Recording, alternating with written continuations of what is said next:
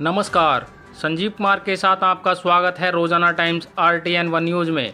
आइए नज़र डालते हैं उत्तर पूर्वी दिल्ली भजनपुरा की खास खबर पर। उत्तर पूर्वी Delhi Ambika palace banquet hall Bhajanpura main Wazirabad road Delhi में भारतीय जनता पार्टी के द्वारा सोशल मीडिया इन्फ्लुएंसर बैठक आयोजित की गई, जिसमें उत्तर पूर्वी दिल्ली के सांसद मनोज तिवारी, गोंडा विधानसभा से विधायक अजय महावर व भारतीय जनता पार्टी के पद अधिकारीगण मौजूद रहे। आइए सुनते हैं उत्तर पूर्वी दिल्ली से सांसद मनोज तिवारी व गोंडा विधानसभा से विधायक अजय महावर को।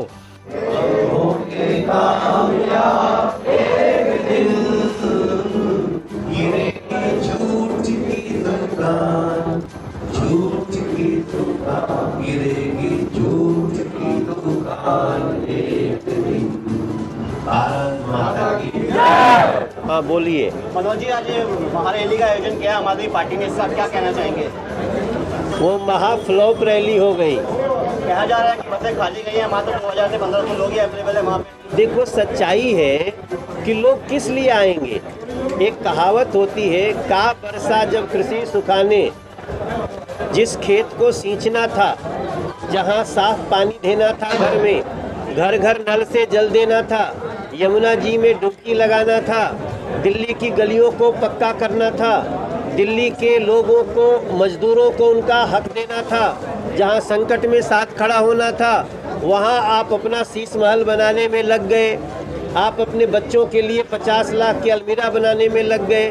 आप अपने भ्रष्टाचारियों को छुड़ाने में लग गए। आप अपने भ्रष्टाचारियों को भगत सिंह जी से तुलना करने में लग गए। तो दिल्ली गुस्सा है। दिल्ली अब आपको 2025 तक किसी तरह सहन करेगी।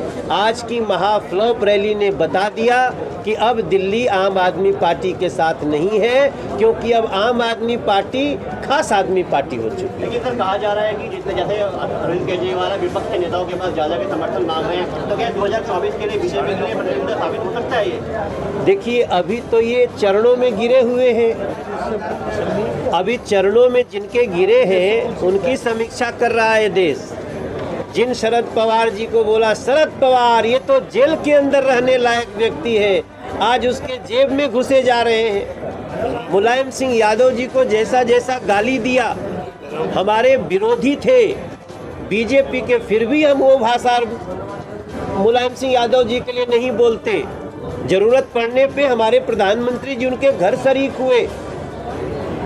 ऐसा जो नकारात्मक सोच का व्यक्ति है, आज उसको वो सारे लोग न ऐसी जगह दिखाएंगे, वो घुटे हुए राजनीतिज्ञ हैं। आप मौका आने दीजिए। भाई कहने वाली कहावत दो ही नजर आ रही है। भाई देखो, ये शरद पवार जी हो, लालू जी हो, ये अपने अखिलेश यादव हो, ममता बनर्जी हो, ये कोई अपने राज्य में इसको खड़ा करना चाहेगा?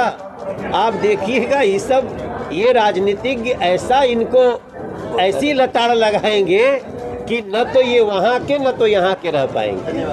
जिस तरीके से 9 साल का उपलब्धि आप लोग बता रहे हैं भैया, लगातार जो है पिछले कई सालों से विपक्षी सरकारों के साथ भेदभाव का आरोप बनते रहा है, स्पष्ट जवाब मिला। हम कभी भी भेदभाव नहीं करते। अगर हम भेदभाव करते तो दिल्ली में हमारी सरकार नहीं बनी, फिर भी हम 1.5 लाख करोड़ का पैकेज क्यों देते?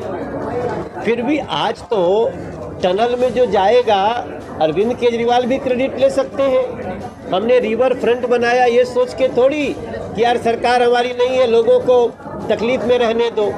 हमने सिग्नेचर ब्रिज जो साहिब सिंह वर्मा जी ने शुरुआत करी, जिसको हमने 2014 में मीटिंग करके अपने साथियों के साथ 33 करोड़ रुपया दे के पूरा कराया, वहाँ भी इनकी लड़ाई खाली उद्घाटन करने के लिए है, दूसरे के माल को, तब इनका क्रेडिट चोर नाम पड़ा है। देखिए, उसके बाद भी क्या हम 300 बसें नहीं दिए दिल्ली को? हमने भेदभाव किया? भैया, उद्घाटन तो अरविंद केजरीवाल कर रहे थे। हम कभी भी भेदभाव नहीं करते। हमारी लड़ाई चुनाव तक होती है, चुनाव के बाद सारी जनता हमारी होती है, और यही भाव बीजेपी को जिता रहा है। मनोज जी, पिछले 30 साल से दिल्ली में बीजेपी सत्ता के लिए तरस रही है।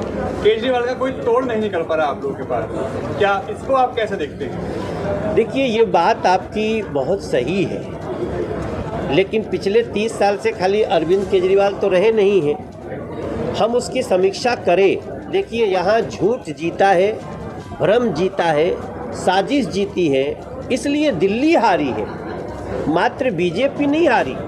आज अगर जमुना जी नाला बन गई तो क्या ये बीजेपी की हार है? आज अगर दिल्ली सबसे पोल्यूटेड सिटी है तो क्या ये सिर्फ बीजेपी की हार है? आज अगर बारिश होते ही तमाम दिल्ली बजबजा जाती है तो क्या ये बीजेपी की हार है? आज अगर दिल्ली की गलियों में आप चलते समय नीचे नहीं देखे तो कब नाला में चले जाएंगे, ये क्या बीजेपी की हार है? सही मायने में भ्रम, झूठ, साजिश जीती और दिल्ली हारी। हम बीजेपी के लोग प्रार्थना करते हैं, आइए इन सारे पीछे के सबक को ध्यान रखते हुए एक बार चलते हैं। देश के प्रधानमंत्री नरेंद्र मोदी हो, दिल्ली में बीजेपी का शासन हो, 5 साल में हम बता देंगे कि दिल्ली को जो हक चाहिए था कैसे मिलेगा। आज सोशल मीडिया को आपने यहाँ अपने एक सिपाही के रूप में प्रेजेंट किया है। आपको लगता है कि सोशल मीडिया जिस तरीके से आगे बढ़ा है, आपकी बातों को आगे पहुँचाने के लिए 100% देखिए, अपने घर के बच्चों को भी कई बार मिलना पड़ता है। आप माता पिता अगर नहीं मिलोगे तो बच्चा भी आपके नहीं सुनता है। ये हमारे सैनिक हैं, हमारी फैमिली है, और हम 9 साल का जब कार्य सबको बता रहे हैं, हम 8 साल का भी बताए थे, 7 का भी, 6 का भी, 5 का भी, 4 का भी, 3 का भी, 2 का भी, 1 साल वाला भी बताए थे। तो हम तो 10 साल का भी बताएंगे। लेकिन अभी अपने सिपाहियों से हमारा मिलना, आप सबसे मिलना, आप लोग भी इन्फ्लुएंसर हैं, आप सत्य परोसते हैं। न्यूज़ के लोगों को भी मैं अपना इन्फ्लुएंसर मानता हूँ। हम अगर गलती नहीं करेंगे तो आप हमें कितना भी विरोध करें, हमें आप गलत नहीं दिखाएंगे। और मीडिया सच दिखाती है। हम आप सबको भी इन्फ्लुएंसर मान के कहते हैं, आइए दिल्ली क्यों हारी इसका समीक्षा करते हैं और जिन्होंने हराया उनको सजा देते हैं।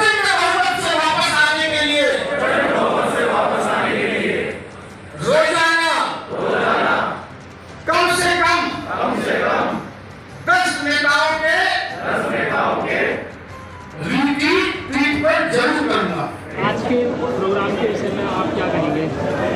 तो ये एक हमारी सोशल मीडिया इन्फ्लुएंसर की आज ये सम्मेलन का काम था, और इसमें आदरणीय सांसद जी आए थे, और हम लोगों ने सोशल मीडिया का जो आज की डेट में एक बड़ी भूमिका है इस समाज के अंदर, वह बहुत ज़्यादा है।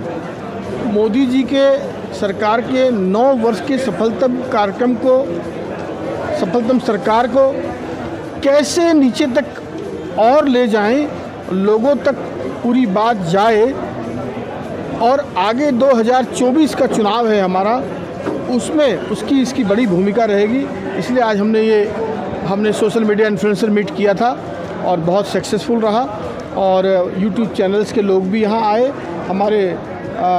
जो हमारे सपोर्टर हैं, हमारे सिंपथाइजर हैं, वो सब लोग भी आए, और हमने आग्रह किया है कि आदरणीय नरेंद्र मोदी जी के सफलतम 9 वर्ष के जो कार्य हैं वो नीचे तक उस पर चर्चा हो, और 2024 में जो हमारा विज़न है, हमने एक भारत श्रेष्ठ भारत, हमने गरीब की कल्याण की योजनाओं को, हमने भारत की साख को, हमने तेज गति से विकास को जो हमने महत्व दिया है, और राष्ट्रीय सांस्कृतिकवाद को भी, जिसमें हमने अनेक सांस्कृतिक धर्म उत्थान भी करने का काम किया है। और सबसे बड़ी बात, हमारी सफ़ेद चदरिया जो ईमानदारी की है वो सफ़ेद है। इन 9 वर्षों में भी इसी बात का आग्रह हमने सोशल मीडिया के इस इन्फ्लुएंसर मीट में किया है, और लोगों ने शपथ ली है और कहा है कि हम इसमें अपनी भूमिका जरूर निभाएंगे। लगता है आपको जिस तरीके से लोगों को शपथ दिलाई है, काम बनेगा? हाँ, निश्चित रूप से, क्यों नहीं। एक ईमानदार सरकार जो गरीबों के प्रति समर्पित सरकार रही है, एक तेज गति से विकास करने वाली सरकार, एक देश की साख बढ़ाने वाली सरकार, एक राष्ट्रीय सांस्कृतिक को उठाने वाली सरकार, एक ईमानदार सरकार को जरूर आगे 2024 में मौका मिलेगा। इसीलिए ये सब लोगों की सहभागिता उसमें बने, इसके लिए ये मीट थी आज, और ये मीट बहुत सक्सेसफुल मीट रही है। अच्छा विधायक जी, अगर इतनी ही अच्छी पार्टी है तो फिर इसको मशक्कत क्यों करनी पड़ी दिल्ली में जीतने के लिए 2024 के इलेक्शन? मशक्कत कहाँ कर रहे हैं हम तो काम कर रहे हैं। क्या हम घर बैठ जाएं? किसी भी व्यक्ति का, किसी भी पार्टी का, किसी भी देश का, किसी भी संस्था का पतन तब होता है जब वो अपनों को सर्वोच्च पर मानकर शिथिल हो जाता है। तो हम कभी शिथिल नहीं होते।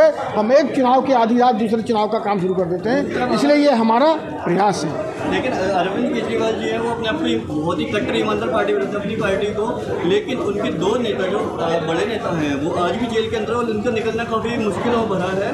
उस पर आप क्या कहना चाहिए अगर कट्टर ईमानदार पार्टी है तो? ईमानदार का ढोल पीटने से थोड़ी ईमानदार होगा।